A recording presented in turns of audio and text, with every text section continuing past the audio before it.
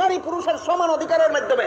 সুতরাং আজ পর্যন্ত যারা সমান অধিকারের স্লোগান দেয় এরা তসলিমার ডিম থেকে ফুটা বাচ্চা, এরা নবাব সিরাজউদ্দৌলার সেনাপতি মির্জাফরের মতো মুসলমান। আসলেই কি আল্লাহ নারীদের উপর অবিচার করে বলেছেন একের বেশি স্বামী রাখা যাবে না? না সুবিচার?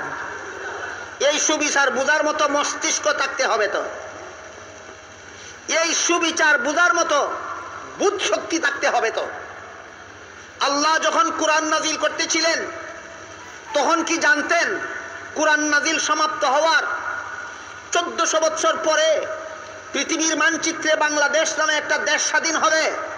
সেই দেশে তসলিমার মতো নামে একটা কুলোটা জন্ম হবে। সেই কুলোটা নারীকে কেন একত্রে 4 স্বামী রাখার অধিকার দেওয়া হলো না?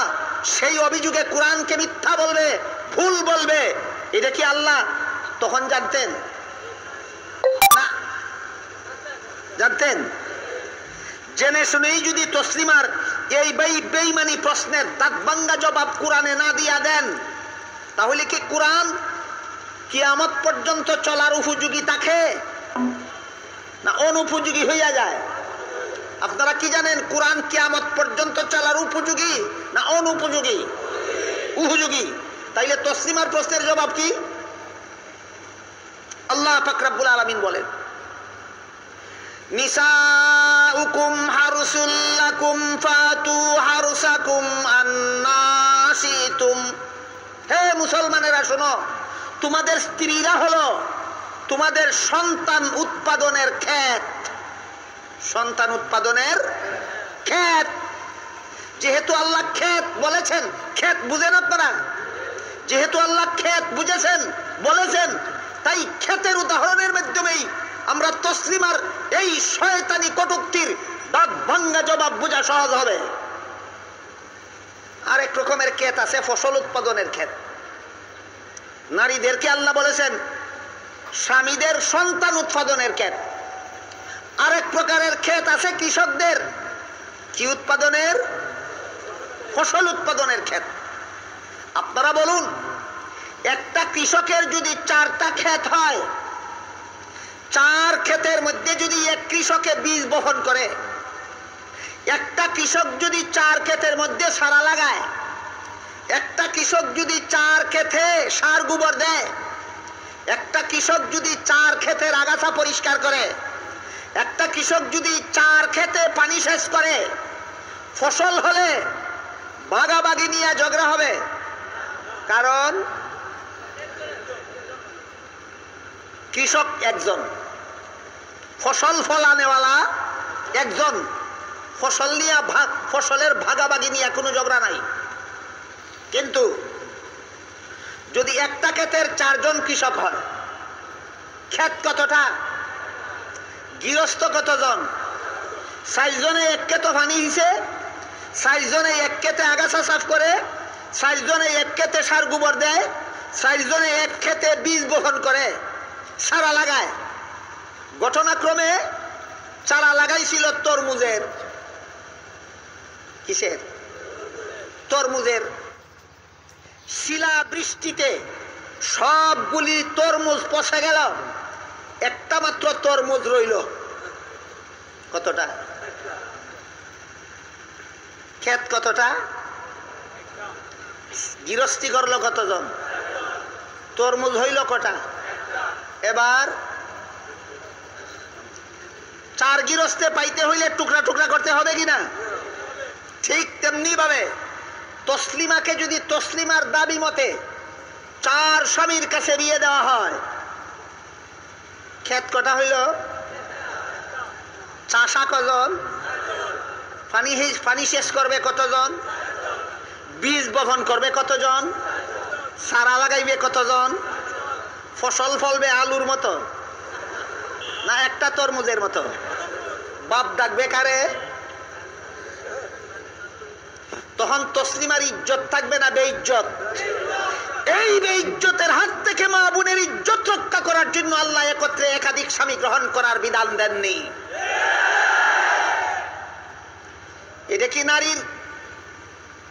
নারীকে একটা পুরুষকে যেমন ভাবে 4 স্ত্রী রাখার অধিকার দেওয়া হয়েছে, একটা নারীকেও 4 স্বামীর কাছে বিয়ে দেওয়ার ব্যবস্থা। নারীর ইজ্জতের ব্যবস্থা না বেইজ্জতের ব্যবস্থা?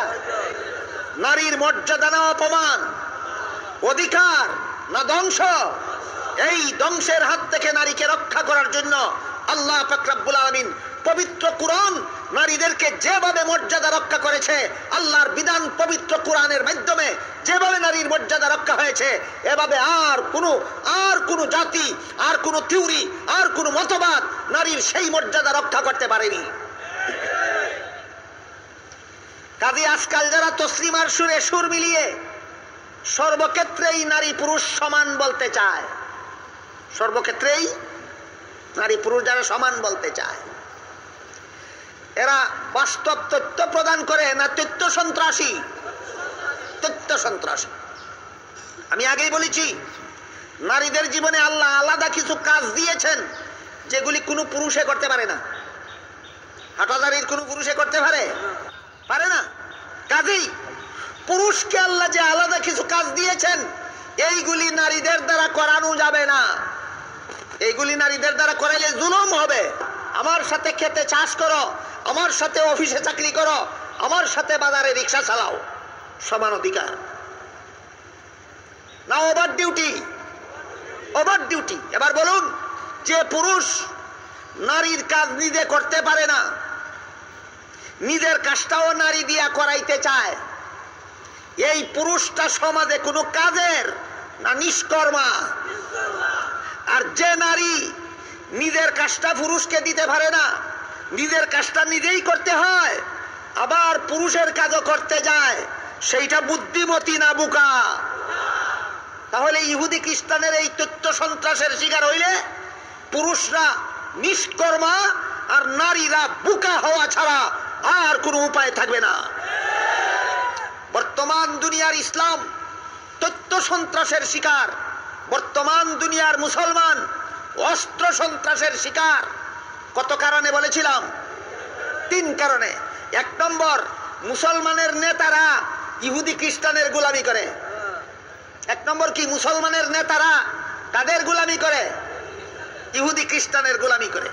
2 নম্বর, একদল মুসলমান ইহুদি খ্রিস্টানের দালালি করে। একদল মুসলমান ইহুদি খ্রিস্টানের দালালি করে। এরা কারা? তসলিমার সুরে সুর মিলাইয়া নারী পুরুষ সমান অধিকার বলে যারা। কত নম্বর কারণ গেল? 2 নম্বর। 3 নম্বর কারণ হইল, আমরা যারা মুসলমান সমাজের নেতাও নই, আমরা যারা ইহুদি খ্রিস্টানের দালালও নই, আমাদেরও একটা অপরাধ আছে। সেইটা কি? আমাদের আমল খারাপ হইয়া গেছে। কি হইয়া গেছে? আমল খারাপ। নেতারা করে ইহুদি খ্রিস্টানের গোলামি, একদল মুসলমানে করে ইহুদি খ্রিস্টানের দালালি, আর বাকি অধিকাংশ মুসলমানের আমল খারাপ। এই 3 কারণে বর্তমান বিশ্বে ইসলাম তথ্য সন্ত্রাসের শিকার, মুসলমান অস্ত্র সন্ত্রাসের শিকার। আমল যদি আমাদের ভালো হয়ে যায়, আমাদের সমাজে কোনো দালাল বসবাস করতে পারবে না। আমল যদি আমাদের ভালো হয়ে যায়, তাহলে কোনো নেতাকে আমরা ইহুদি খ্রিস্টানের গোলামি করতে দেব না। আমল খারাপ থাকলে না আমল ভালো হইলে?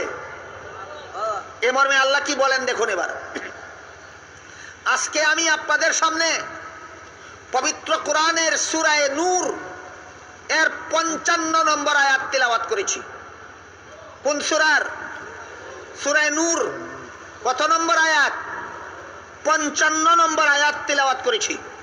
আয়াতে আল্লাহ বলেন, ওয়াদাল্লাহুল লাযীনা আমানু মিনকুম ওয়া আমিলুস সালিহাত লা ইস্তাখলিফান্নাহুম ফিল আরদি কামা ইস্তাখলাফাল লাযীনা মিন ক্বাবলিহিম ওয়া লা ইউমাক্কিনান্না লাহুম দীনাহুমুল লাযী ইরতাদা লাহুম ওয়া লা ইউবাদদিলান্নাহুম মিন বাদি খাউফিহিম আমনা।